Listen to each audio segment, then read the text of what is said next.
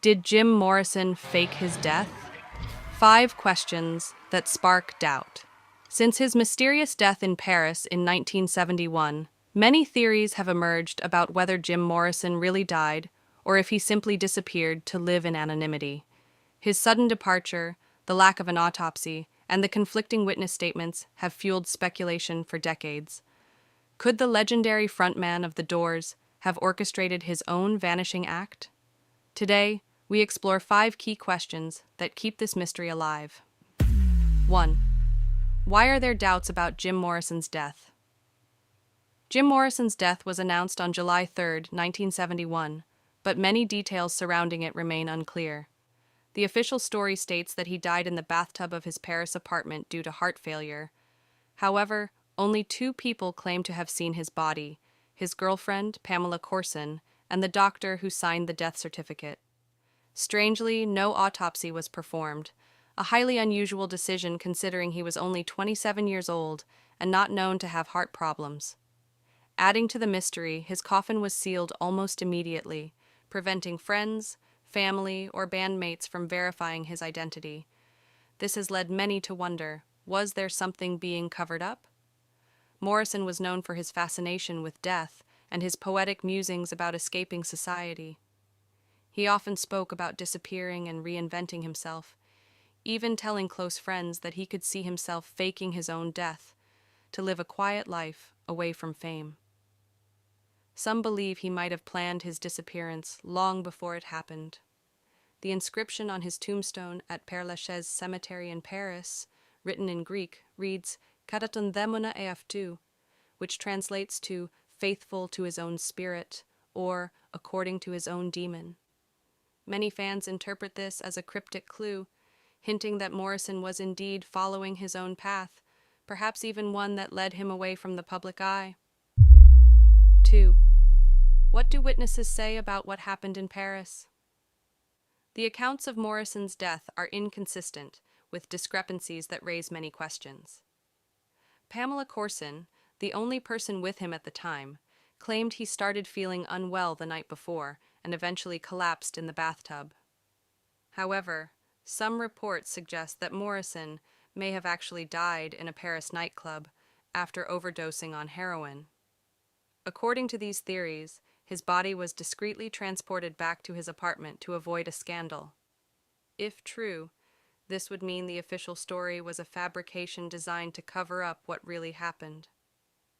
One of the most controversial testimonies comes from Sam Burnett, a former manager of Rock and Roll Circus, a popular Paris nightclub. Burnett claimed that Morrison died in the club's restroom from a heroin overdose, though he was not known to be a heroin user. According to Burnett, 2 drug dealers and acquaintances of Morrison carried his body out of the club and placed it in the bathtub of his apartment to avoid police scrutiny. If this version is accurate, it raises many questions. Who was involved in the cover-up? Was it done simply to protect Morrison's image, or was there something even deeper at play? Could this entire story have been fabricated to allow him to disappear under a new identity? 3.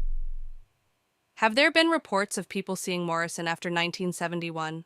Over the years, numerous people have claimed to have seen Jim Morrison alive in different parts of the world. Some reports place him in Africa, where he was allegedly seeking spiritual enlightenment. Others say he was spotted in a hippie commune in India, while a handful of witnesses claim to have seen him in the United States, particularly in Oregon and Louisiana. One of the most persistent theories comes from a man named Gerald Pitts, who insists that Morrison is alive and living under the alias William Lawyer. However, no concrete evidence has ever been provided to support this claim. Adding to the mystery, in 1984, writer Brett Meisner visited Morrison's grave and took a photograph. Upon reviewing it, he noticed what appeared to be a ghostly figure in the background, one that bore an uncanny resemblance to Morrison.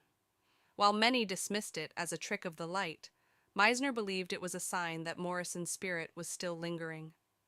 Beyond the supernatural, some bar owners and musicians in Los Angeles and New Orleans have reported encounters with a man who looked and spoke exactly like Morrison, with deep knowledge of his music and poetry. Could it be that Morrison truly managed to disappear and occasionally resurfaces, hidden in plain sight? 4. Why would Morrison want to fake his death? Jim Morrison was a complex and enigmatic figure, known for his intellectual depth and unpredictable behavior. By the time he moved to Paris in early 1971, he was exhausted by fame, legal troubles, and the pressures of being the face of the Doors. He had been arrested multiple times, most notably for an alleged incident in Miami, where he was accused of exposing himself on stage. With a pending prison sentence and a growing disillusionment with the music industry, it's not far-fetched to think that he might have wanted to escape it all. Morrison was also deeply influenced by writers like Arthur Rimbaud and Friedrich Nietzsche, who spoke about transformation and abandoning one's identity to achieve a new state of being. He often fantasized about disappearing and starting over. Before leaving for Paris, he had expressed interest in moving to Africa, where he believed he could live free from the constraints of fame. Some even speculate that his time in Paris was just a transition phase, a carefully planned escape route leading to a new life elsewhere. If Morrison did indeed fake his death, it would not have been just to run away, but rather to reinvent himself completely, leaving behind the chaos of celebrity life for a more meaningful existence. 5. Is it possible that Jim Morrison's death was a cover-up? Several factors suggest that Morrison's death might have been orchestrated, or at least manipulated for various reasons. The absence of an autopsy is one of the biggest red flags. Normally, when a 27-year-old man with no known heart condition dies suddenly, a thorough investigation would be conducted. The fact that this was not done suggests that authorities either overlooked proper procedure or were complicit in a cover-up. Furthermore, the only official documents related to his death contain inconsistencies, making the circumstances even murkier. Another factor is Pamela Courson's role in the events. As the only witness, she held the key to what really happened, yet she never spoke publicly about any doubts.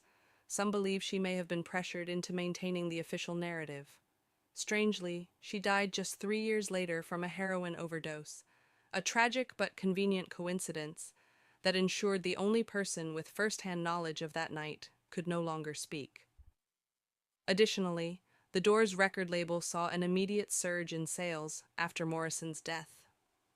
Could the industry have had a vested interest in making sure he died rather than face more controversy? So, did Jim Morrison really die in 1971?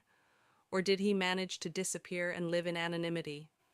The truth remains hidden beneath layers of mystery, rumors, and speculation. What do you think? Leave us a comment and don't forget to subscribe for more intriguing stories.